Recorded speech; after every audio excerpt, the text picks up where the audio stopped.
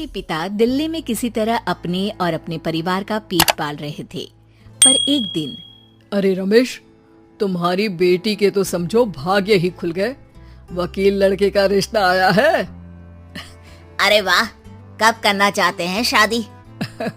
वो लोग तो जल्द से जल्द ही करेंगे। बाकी शाम को मैंने रेखा को देखने के लिए बुला लिया है। तेरा घर छोटा है तो तुम लोग मेरे घर ही आ जाना। राकेश और उसकी बीवी सारी तैयारी के साथ रोहित और रेखा की शादी कर देते हैं। लेकिन अगले ही दिन, देखो रेखा, शादी भले ही हो गई है, लेकिन तुम ये मत सोचना कि मैं किसी जोरू के गुलाम टाइप रहूंगा। रेखा को रोहित की बात अजीब लगती है। मैं ये तो सोच भी नहीं सकती और ना ही चाहती हूँ, लेकिन शादी के अगले ही दिन इस तरह की बात की उम्मीद भी नहीं थी। रोहित रेखा के मुंह से ये बात सुनकर गुस्सा हो जाता है। अरे, काफी जबान भी चला लेती हो। माँ ने सिखाया नहीं कि पति से कैसे बात करते हैं? रेखा अब चुप रहने में ही भलाई समझती है। रेखा, जल्दी से नाश्ता तैयार कर लो। आज पहला दिन है, सारे काम तुम्हें समझा दूंगी। ये नौकरानी है जो तुम्हें बता देगी कि कैसे कैसे क्या करना है। फिर इसकी कल से छुट्टी है। रेखा भी ससुराल में जी जान लगाकर काम करने लगती है। खाली समय मिलता तो पति के वकालत की किताब उठाकर पढ़ने लगती। ये क्या, जब देखो तब पढ़ती रहती है। अच्छा सुन, कल पिता के घर से 20,000 रुपए लेकर आना। मेरे छोटे बेटे की फीस भरनी है। लेकिन पापा क्यों भरेंगे उसकी फीस? अरे वाह जी वाह, पापा क्यों भरेंगे? तो ये बता, हम क्यों रखेंगे तुझे यहाँ? क्यों खाना देंगे फ्री में? अरे, क्योंकि मैं बहू हूँ इस घर की। तभी वहाँ रोहित आ जाता है। अरे वाह, बड़ी जबान चला रही हो। चुपचाप माँ जो कह रही है वैसा कर, वरना सामान उठा और जा अपनी झोपड़ी में।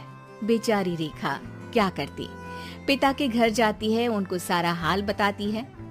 पिता भी जैसे तैसे पैसों का इंतजाम कर बेटी को ससुराल के लिए विदा करते हैं। देखा, अब कहाँ से आए पैसे? अरे बहुत माल है तुम लोगों के पास, बस सीधी उंगली से निकालते नहीं। नहीं नहीं माँ, पापा ने अपनी मोटरसाइकिल बेचकर पैसों का इंतजाम किया है। पता नहीं अब वो ऑफिस कैसे जाएंगे। अरे वाह भाई, ये भी हम सोचे। खैर, जैसे तैसे दिन बीतते हैं। रेखा जहाँ एक प्यारे से बेटे की माँ बनती है, तो वहीं उसका वकालत की किताब में ज्ञान और गहराता जाता है। हे भगवान, बुरे फंसे। ये केस तो लगता है कि मैं हार ही जाऊंगा। देखिए, मैंने आपकी इस केस की फाइल पढ़ी थी। इस केस को जीतना बहुत ही आसान है। वाह भाई वाह, यहाँ वकालत की डिग्री लेकर भी मैं समझ नहीं पा रहा हूँ, और तुमने रोटी बनाते बनाते ही केस समझ लिया। अरे जाओ जाओ, जाकर मुन्ने को संभालो। केस मैं संभालूंगा। ए लड़की सुन, जाकर अपने बाप के यहाँ से 3 लाख लेकर आ। पूरा घर फिर से बनाना है। छोटे की शादी करूंगी तो छोटी बहू को कहाँ रखूंगी? पूरा घर तो तूने घेर रखा है। ऐसा मत बोलिए माँ जी, पापा इतना पैसा कहाँ से लाएंगे? अब तो वो रिटायर भी हो गए हैं। हाँ, तभी तो बोल रही हूँ, रिटायरमेंट के पैसे तो मिले होंगे ना। लेकिन वो अगर आपको दे देंगे तो बुढ़ापा कैसे काटेंगे? रोहित रेखा की बात सुनकर गुस्सा हो जाता है। ए सुन, चल अपना सामान उठा, अपना बच्चा उठा और निकल यहाँ से। रेखा के लाख आग्रह के बाद भी रोहित और उसकी सास उसे घर में नहीं रखते। पापा, मैं तलाक चाहती हूँ। बेटा, मेरे पास वकील के पैसे नहीं है। पापा, आप मुझे वकालत करवा दीजिए, अपना केस मैं खुद लड़ूंगी। इस बार रेखा के पिता भी उसे ससुराल ना भेजकर रिटायरमेंट के पैसों से वकालत करवाते हैं।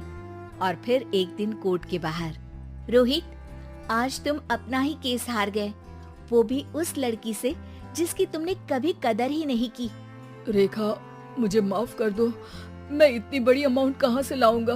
मैं हर महीने पैसे नहीं दे सकता तुमको। पैसे वहीं से लाना जहाँ से तुम मेरे पापा को लाने के लिए मजबूर करते थे। एक पिता अपनी बेटी की शादी उसकी खुशहाली के लिए करता है, ना कि सारी जिंदगी कर्जदार बनने के लिए। अरे, मेरे ही बेटे की किताब पढ़ पढ़ कर ज्ञान बांट रही हो? वकालत की किताब तो ससुराल में ही पड़ी थी ना।